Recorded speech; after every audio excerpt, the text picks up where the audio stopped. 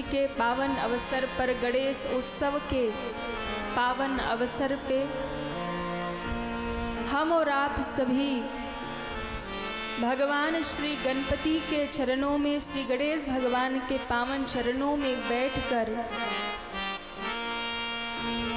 परम मंगलमयी भगवान की कथा का श्रवण रसपान कर रहे, ये हम सभी का परम सौभाग्य है। श्री गणपति जी महाराज विघ्नहर्ता है, मंगल करता है। और कल भी मैंने आपको निवेदन किया था कि बिना गणेश जी महाराज के पूजन के कोई भी कार्य प्रारंभ होता नहीं है, जब तक गणेश जी की पूजा ना करे, क्योंकि वो प्रथम पूज्य हैं। गणपति जी की स्थापना आप लोग करते हैं, प्रतिवर्ष उनका उत्सव मनाते हैं, ये तो अच्छी बात है। पर श्री गणेश जी महाराज से जीवन में हमें सीखना भी चाहिए। गणपति जी महाराज से हमें जीवन में संदेश भी लेना चाहिए, क्योंकि श्री गणेश जी महाराज का एक एक स्वरूप, श्री गणेश जी महाराज की एक एक कथा हमारे जीवन में कोई न कोई संकेत दे रही है, कोई न कोई मैसेज दे रही है, और हमें उसे समझना चाहिए। केवल गणपति जी को बिठा करके उत्सव करके फिर उन्हें विसर्जन कर दो, तो उससे जीवन में अधिक लाभ होने वाला नहीं है, जब तक कि उस तथ्य को नहीं समझेंगे।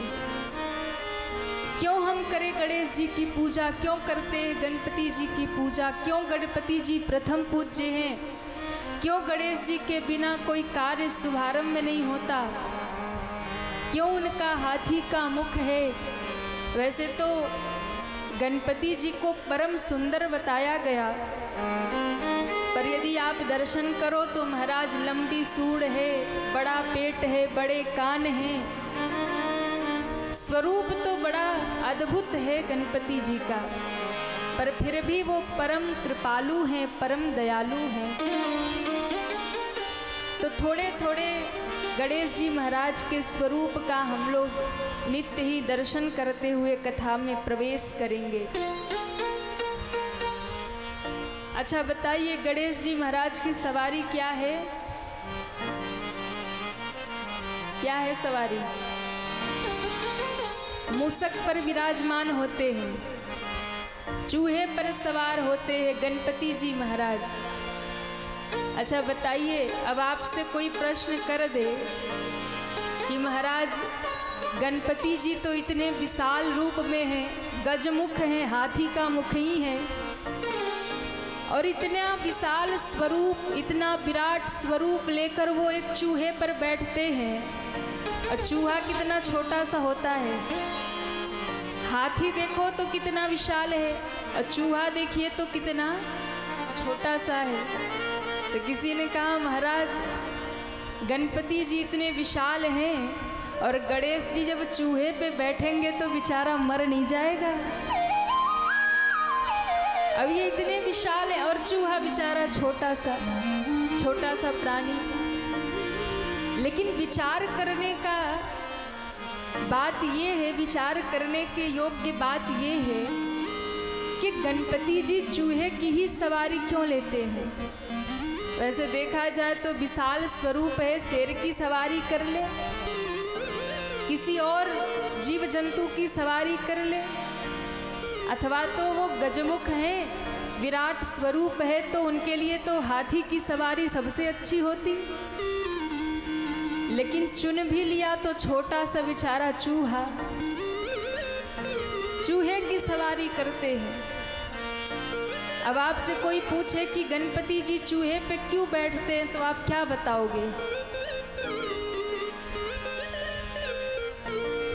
कुछ पता है क्यों बैठते हैं गणपति जी? सुनिए, गणेश जी महाराज को बुद्धि का दाता कहा गया है, वो बुद्धि के स्वरूप हैं। और गणेश जी महाराज चूहे पे बैठते हैं। आप चूहे को देखिए तो चूहा हर समय कुछ न कुछ करता रहता है, 1 मिनट भी आराम से बैठता नहीं है। घर में चूहे होंगे, आप देखना दिन भर इधर से उधर, उधर से उधर, कभी अटारी पे चढ़ रहा, कभी उधर घूम रहा, कभी उधर घूम रहा। वो घूमता ही दिखेगा आपको। और तो और सक्रिय इतना रहता है, आप कुछ भी खुला रख के छोड़ दो उसे ही काट डालेगा, कुतर डालेगा। उसकी आदत है, वो कुतरता ही रहता है, काटता ही रहता है। कपड़े रख दो, घर में कोई चीज़ रख दो, वो काट डालेंगे महाराज। हमेशा कुछ न कुछ करते रहते हैं। तो पहली बात तो गणपति जी संदेश ये देना चाहते हैं कि जीवन में यदि प्रगति करना है, जीवन में यदि विकास करना है, जीवन में यदि आगे बढ़ना है, तो शांति से मत बैठिए, नित्य ही कार्य करते रहिए। और जो कार्य करता रहेगा वही जीवन में आगे बढ़ता रहेगा।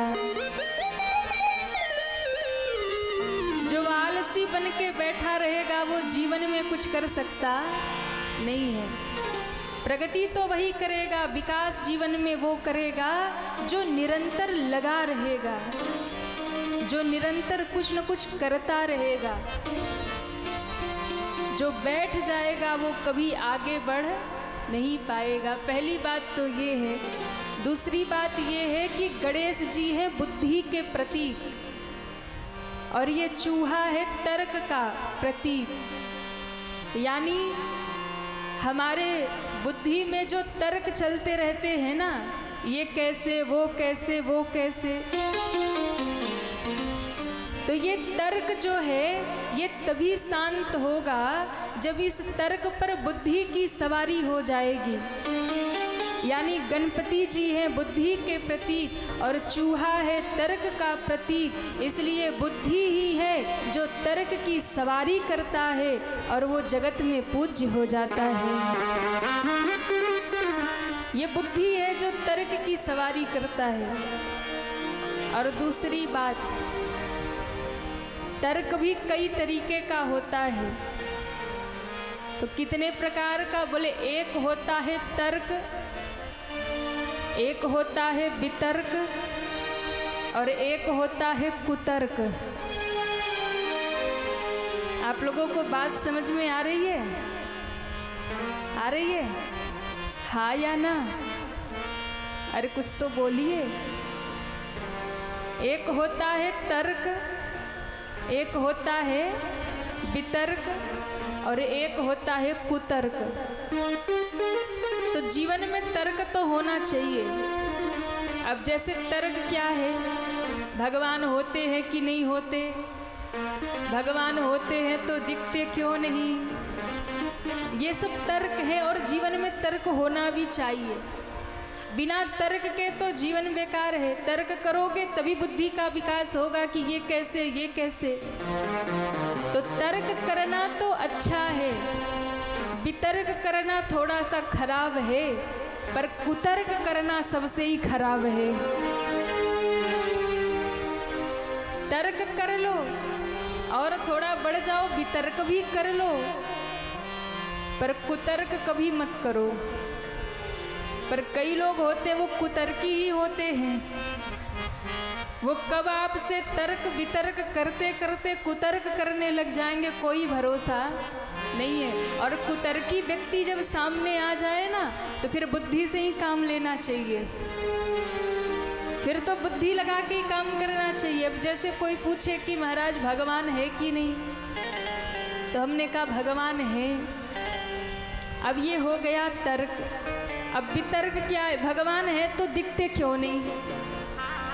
तो कहा, प्रमाण दे दिया कि जैसे हवा होती है पर दिखती नहीं, पर इसका अर्थ ये नहीं कि नहीं है, पर वो दिखाई नहीं देती। जैसे दही में मक्खन तो होता है पर वो दिखाई नहीं देता है, उसी प्रकार परमात्मा भी कड़कड़ में है पर वो दिखाई नहीं देता है। तो जो इसे मान जाए तो उसकी बुद्धि अच्छी है, पर इसके बाद भी कोई ना समझे और कहे महाराज हम तो मानते ही नहीं, तो ये वितर्क हो गया, ये कुतर्क हो गया। एक बार क्या हुआ, एक व्यक्ति घर से निकला हाथ में दीपक लेके, शंकर जी के मंदिर में दीपक रखने जा रहा है। इतने में दूसरा व्यक्ति आ गया, बड़ा कुतर्की। उसने कहा भैया रुको रुको रुको, कहाँ जा रहे? बोले जा रहे शंकर जी के मंदिर में दिया रखने। अच्छा ये बताओ तुम ये दीपक रखने क्यों जा रहे हो? कहा भैया ये पहले से चला आया है, हमारे यहाँ सब लोग रखते आए, सो हम भी रखने जा रहे हैं। तो महाराज सारी पीढ़ियाँ जो करती रही वो भी तुम करते रहोगे? एक बात बताओ, ये दिया जो जल रहा है, इस दिए में ये रोशनी आई कहाँ से? इस दिए में ये रोशनी आई कहाँ से? अब ये बेचारा सोचने लगा कि दीपक में ज्योति आई कहाँ से। और वो था कुतर्की आदमी। इसको लगा कि अगर मैं कहूँगा भैया दीपक तो माचिस से जलाया है, अगर मैं कहूँगा कि ये दीपक में ज्योति माचिस से आई, तो वो पूछेगा माचिस में ज्योति कहाँ से आई। और मैं कहूँगा कि माचिस में ज्योति महाराज फैक्ट्री में माचिस बनती है तो वहीं से डाली गई होगी। ये कहेगा फैक्ट्री में कहाँ से आई, माचिस कहाँ से आई? पेड़ों से आई, तो पेड़ों में अग्नि कहाँ से आई? अब कुतर्की आदमी का क्या भरोसा, कहाँ से कहाँ ले जाए। तो इसने भी दिमाग लगाया, वो पूछे नहीं नहीं बताओ पहले ज्योति आई कहाँ से?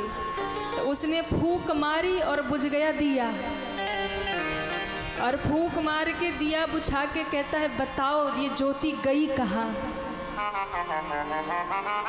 अब तो उसकी बुद्धि चकराई, बोले हमें नहीं मालूम कहाँ गई। बोले हम बताएं, जहाँ से आई थी वही चली गई। तो कुतर्की आदमी कभी जीवन में मिले तो भैया सावधान हो जाए। तो तर्क वितर्क और कुतर्क, तो तर्क तो सही है, वितर्क भी थोड़ा ठीक है, पर कुतर्क में जब बुद्धि जाने लगे तो महाराज ऐसे के लिए तो फिर बुद्धिमता से ही काम लेना चाहिए। तो गणपति जी सिखाते हैं जो तर्क पर सवारी कर लेगा, कुतर्क का मुख बंद कर देगा, वही जगत में प्रथम पूज्य हो जाएगा। इसलिए गणेश जी महाराज चूहे की सवारी करते हैं, क्योंकि वो तर्क का प्रतीक है और गणपति जी बुद्धि के प्रतीक हैं। अथवा तो एक और बड़ा प्यारा भाव है कि गणपति जी का स्वरूप बड़ा विशाल है और वो छोटे से चूहे पर विराजमान होते, विराट स्वरूप। यानी गणपति जी कहना चाहते हैं भले ही आप कितने बड़े हो, भले ही आप कितने बड़े हो, आप कितने भी विशाल हो, पर अपने आप को हल्का करके रखो। कितना हल्का? तो कहा जैसे गणपति जी देखने में विशाल हैं पर हल्के इतने हैं कि छोटा सा चूहा वजन उठा लेता है। आप कितने भी बड़े हो, अपने जीवन को इतना हल्का बना के रखिए कि छोटे से छोटा व्यक्ति भी आपका वजन उठा ले। महाराज आपका वजन उठा ले। अच्छा, कई लोग होते वजनदार नहीं हैं, पर जब समाज में निकलेंगे तो बड़े वजनदार होके निकलेंगे। हाँ, हम तो बड़े आदमी हैं, भले ही अंदर में कुछ ना हो, पर बाहर से दिखावा ऐसा होगा हम तो बड़े हाई फाई हैं। होगा कुछ भी नहीं और दिखाएगा बहुत बड़े हैं, बहुत बड़े हैं। तो ये क्या है? ये दिखावा है। इसलिए बड़ा वो नहीं है जो बड़ा दिखे।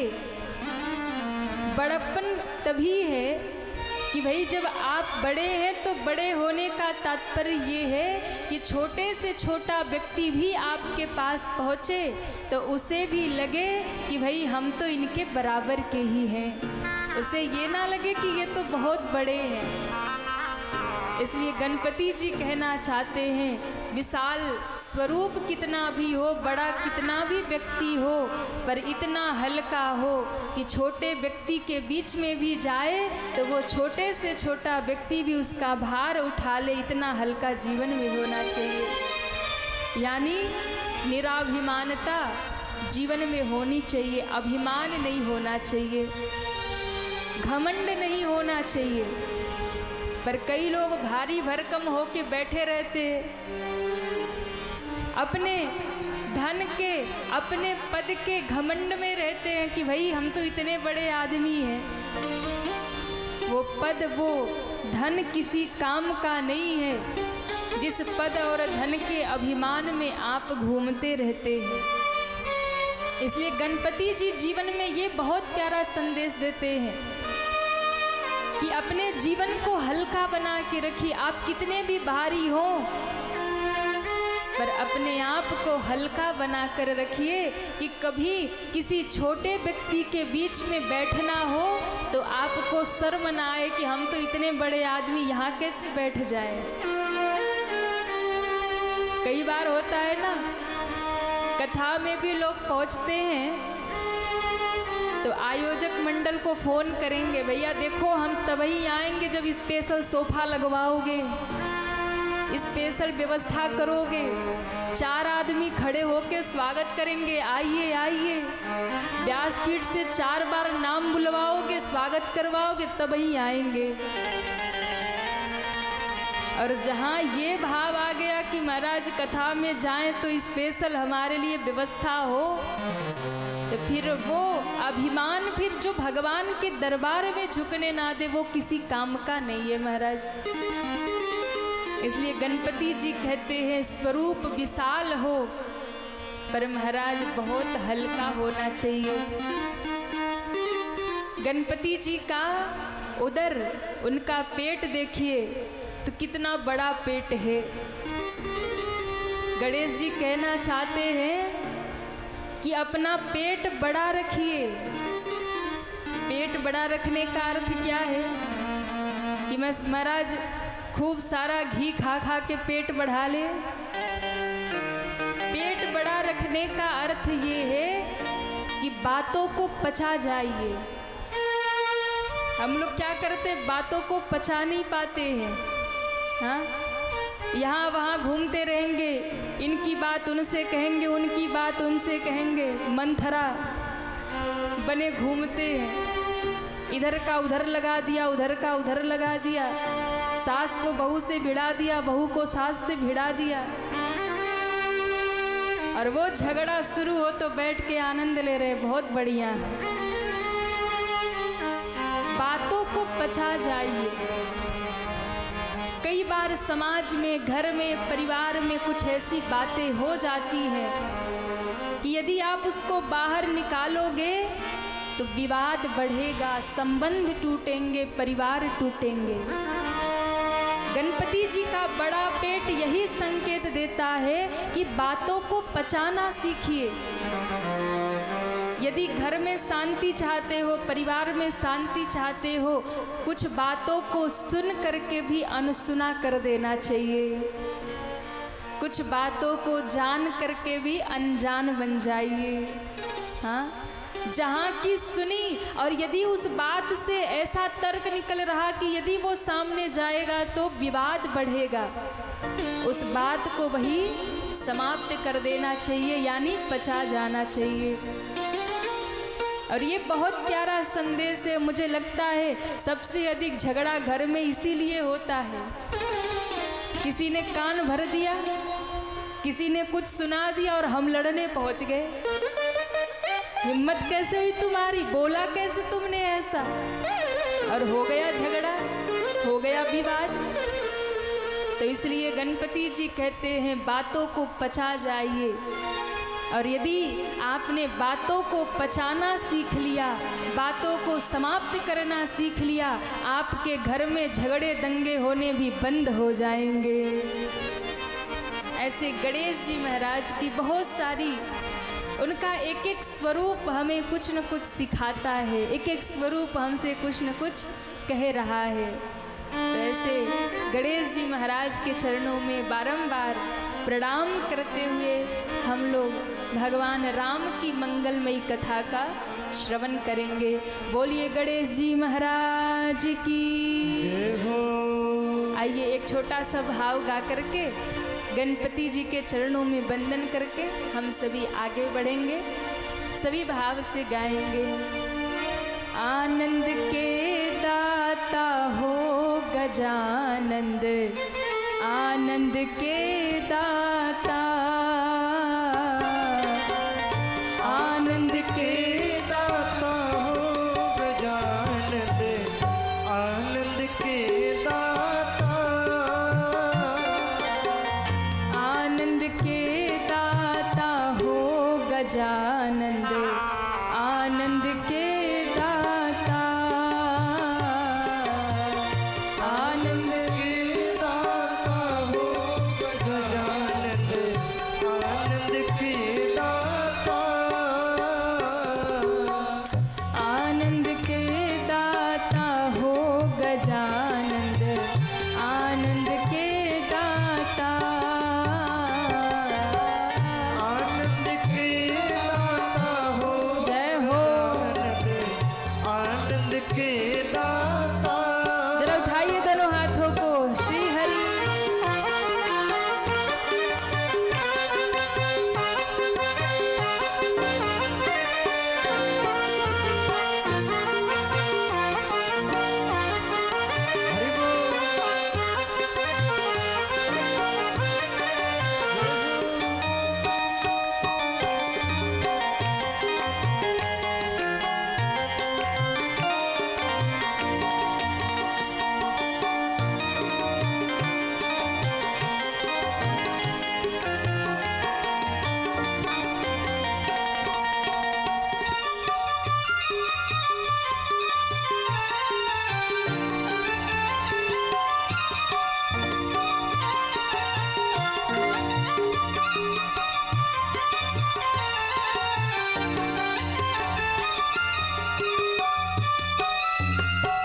शिव शंकर है पिता तुम्हारे, शिव शंकर है पिता तुम्हारे, शिव शंकर है पिता तुम्हारे, शिव शंकर है पिता तुम्हारे।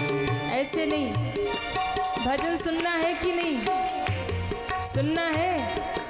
हाँ या ना? ताली तो बज नहीं रही। और राम कथा में जब तक ताली ना बजे आनंद आने वाला। दोनों हाथ ऊपर करिए सभी पीछे तक और तालियां बजाते हुए जय हो। हरि बोल।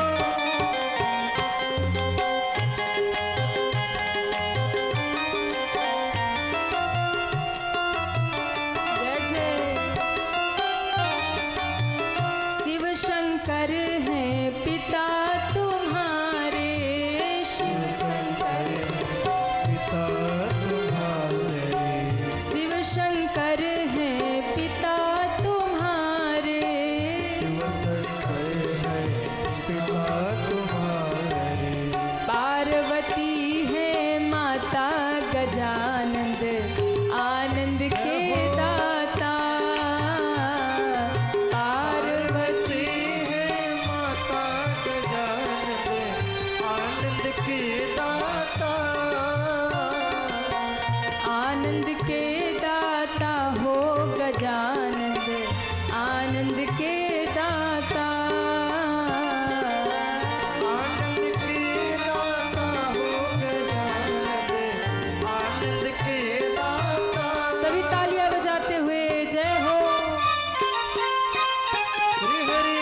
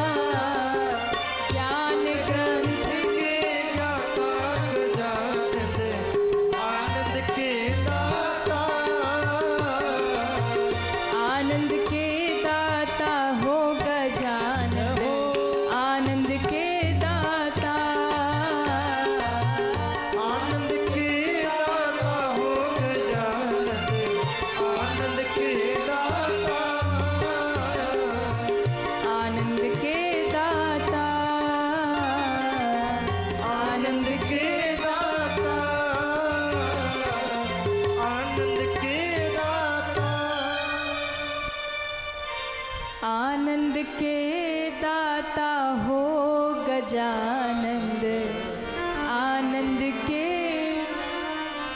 गणपति जी जीवन में आनंद देते हैं। गणपति जी जीवन में सुख समृद्धि प्रदान करते हैं, क्योंकि रिद्धि सिद्धि उनकी पत्नी ही है। गणपति जी की कृपा जिन पर हो जाए तो जीवन के सारे विघ्न समाप्त हो जाते हैं।